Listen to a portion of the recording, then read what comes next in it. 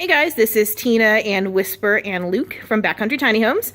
Whisper is going to be in this video as we work on some dog training and some desensitization to power tools we have in the shop with her. So she's just going to be in and out being adorable. But in the meantime, we wanted to talk more about some of the questions that some of our followers had regarding our framing style. Now, typically you would see 16 on center traditional framing, but we actually do advanced ladder framing style or just advanced framing style. You can see here in front of Luke, we have a pre-made framing table that has color coordinated pieces like pink and blue. There's also alphabetical correlation, and this all has to do with our framing plans. So each color is going to mean for a window or for a block or for a stud, something is going to be placed there. And what's nice is we're not a really large company. You know, we have just a 1 or 2 person crew here. So it goes to show that if you are building a house yourself, DIY style, you don't necessarily need 4 or 5 people as well if you want to choose this style framing. So for Luke, he's actually able to use these stop blocks we have around our table that he can show you. They go up and down to hide away.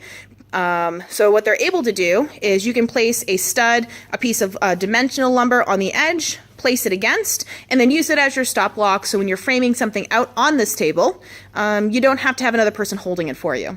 It allows you to have some sort of support behind it. Once we have our cut sheet, our bill of materials from our framing plan, Luke then cuts all the corresponding pieces that we store underneath this table here. He's able to place them into their correlated section based on our framing plan, and then take a piece of sheathing that we have stored on our adjacent table, drag it over, and then we're able to attach our sheathing in one small step. Because typically if you frame a house, you're going to put up your frame, and then you have to really work with the heavy pieces of sheathing that can then go on while the frame is standing. This allows you to do it in one single step. You can see some completed panels to my right, but you'll also notice in that step, we're also able to complete rough openings for windows and for doors at the same time. It's easier that way, at least for us, because we don't have to struggle lifting heavy items and then having multiple people here.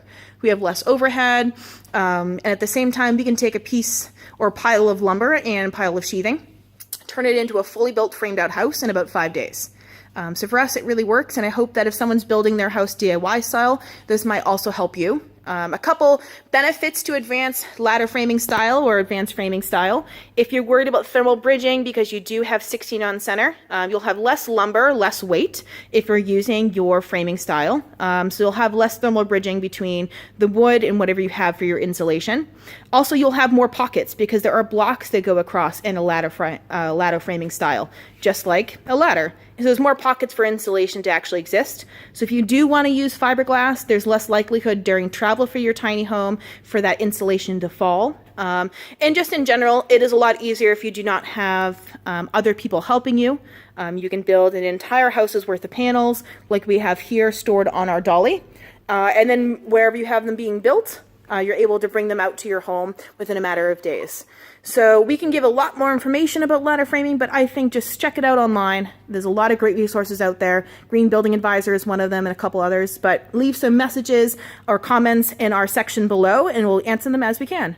But in the meantime, take care guys. Bye.